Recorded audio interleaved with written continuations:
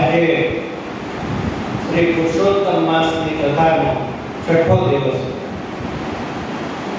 વિરામ છે અને આવતીકાલે 7મા દિવસે શ્રી પુરુષોત્તમ માસની કથા આપણે શ્રી વિશેષભાઈ ઉપાધ્યાયના મુખેથી સાંભળો.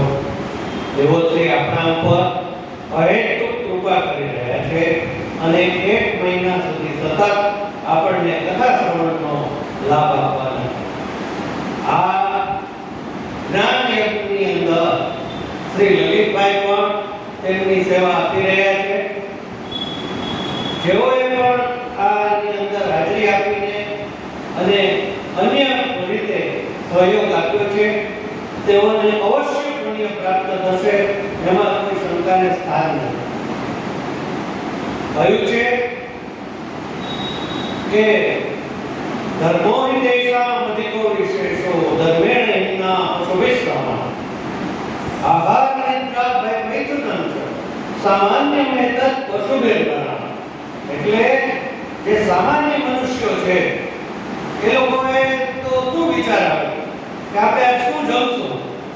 ઘણા લોકો આહારમાં પ્રવીણતા હોય, ઘણી જાતના આહારમાં રોકતા હોય, સવારથી સાંજ સુધી. હવે બહાર જમવાના બધા પેલા થઈ ગયા છે એટલે દર વખતે વિચાર કરે આ રવિવારે કઈ હોટલમાં જાશું, બહાર ક્યાં જાશું. નિદ્રા માણસને અત્યારે એક એવો વિચાર થયો છે કે જેમ આપણે આરામ કરીએ ને એમ આપણે સ્વર્ગનું સુખ કહેવાય.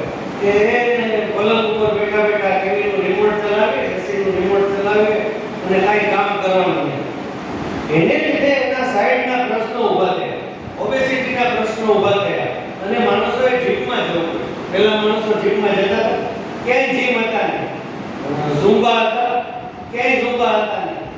આપણી માતાઓ બહેનો જે ઘરમાં કામ કરતી એમાં જ એને સમય નહોતો રહેતો, એમાં જ એને સંપૂર્ણ કસરત મળી જતી. તો આહાર નિદ્રા હોય એટલે લોકોને પછી જે સાંસારિક વાદ વિવાદ વિવાદ બધું થયા કરે એટલે એકબીજાની ભય લાગે. ખોટું કામ કરે તો એકબીજાની ભય લાગે. અને બાકી તો આ પશુઓ જેવી રીતે પ્રજનન ક્રિયા કરીને નવું પશુ ઉત્પન્ન કરે એ રીતે નવા આપણી પેઢી દર પેઢી ચાલે. તો કે આહાર નિદ્રા ભય મૈથુનં ચ સામાન્ય મેતદ પશુભિર્ગણઃ. એટલે પશુઓમાં અને માણસોમાં બેમાં આ વાત સરખી છે. પણ દેશામ અધિકો વિશેષો ધર્મેણ હિના પશુભિસ્સામઃ. એટલે ધર્મ જે છે એ મનુષ્યમાં કઈ વિશેષ છે. જે પશુ પંખી એને માનો કે ભાગવત સપ્તાહ કરવી હોય તો કરી શકે. એને અમુક લોકો સાંભળી નથી શકતા, બોલી નથી શકતા, એને શાસ્ત્ર શું છે એ ખબર નથી. કોઈ પુણ્ય એવા એના કોઈ કર્મોના આધારે એને એ જીવ મળ્યો હોય એટલે કે 84 લાખ કિલોમીટરમાંથી આપણે પસાર થવું પડે છે. અને શું કામ પસાર થવું પડે છે? આપણા જ કર્મોને લીધે આપણે પસાર થવું પડે છે. આપણો જે વિચાર છે એ આપણો આચારમાં પરિણમે છે અને આચાર જે છે પછી આપણને બાધ્ય થાય છે.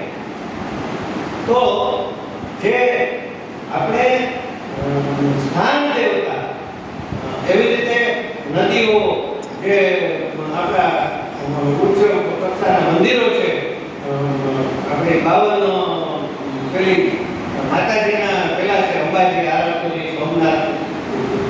તો દરેક વસ્તુનું મહત્વ છે. ગંગા સ્નાન માટે કહ્યું કે ભાઈ ગમે એવો પાપી પણ આમાં સ્નાન કરે એના પાપ દૂર થાય છે. પણ અધિક માસમાં એવું કહ્યું કે હજારો સ્નાન કર્યા હોય એનું પુણ્ય અધિક માસ. એટલે અધિકસ્ય અધિકમ. પહેલાના જમાનામાં ગુરુ શિષ્ય પરંપરા હતી અને ગુરુ એમના બધા શિષ્યોને પાઠ ભણાવતા. ત્યારે એની શિક્ષણ એટલે શું છે કે એની જે ગુપ્ત શક્તિઓને બહાર લાવવાની વાત છે. તો એ એની કક્ષા જોતા અને એ કક્ષા જોઈ અને એ પ્રમાણે એને કહેતા તમે આમાં વધારે એના ઉપર ધ્યાન આપે. કોઈ ક્ષત્રિય હોય તો એને અર્જુન જેવો બાણાવળી બતાવે, કોઈ બ્રાહ્મણનો દીકરો હોય તો એ વેદવ્યાસ જેવો પારંગત થાય કે એ બધા પુસ્તકો લખી શકે. એટલે પણ એ ગુરુ શિષ્ય પરંપરા તૂટી ગઈ. ત્યાર પછી શું થયું કે બધાના હાથમાં બધું આવી ગયું. ઇન્ટરનેટ ઉપર જેને જે જોવું હોય જોવે, ન જોવું હોય ન જોવે. એટલે આની અંદર એટલે દાન માટે પણ કહ્યું છે કે સુપાત્રને દાન કરો, પાત્રે દાન, અને શ્રદ્ધયા દેયમ અશ્રદ્ધયા ન દે અદે. એટલે શ્રદ્ધાથી આપવું, અશ્રદ્ધાથી ન આપવું. શ્રદ્ધાથી જે તમે પુણ્ય કરો, વ્રત કરો, એ અવશ્ય પડે, હંમેશા શ્રદ્ધા પડે છે. તમે કોઈ પણ આ બધા ધર્મગુરુઓ તો અમુક વખતે થઈ ગયા તો એની એ લોકો માનતા રાખે છે, કોઈ હનુમાનજીની માનતા રાખે છે, તો એ માનતાઓ ફળે છે, નથી ફળતી એવું નથી. એટલે શ્રદ્ધાની મુખ્ય વસ્તુ છે, પાત્રતાની મુખ્ય વસ્તુ છે, અને દરેકે પોતે ધાર્મિક રીતે આગળ વધવા માટે એ શ્રદ્ધા રાખીને દિવસમાં ધાર્મિક કાર્ય કરવું જ જોઈએ. નહીંતર આપણો મનુષ્ય જે છે એ એળે ગયો. એમ કે જો તમે ઘાટ કાઢ્યા પછી નામરૂપ જુજવા અંતે તો એમનું એમ હોય. તમે જો ઈશ્વરની ભક્તિ ન કરો, તમે જ્યાં છો ત્યાંથી તમે ઊંચે ન જાઓ તો તમારું નીચે જવાનું નિશ્ચિત છે.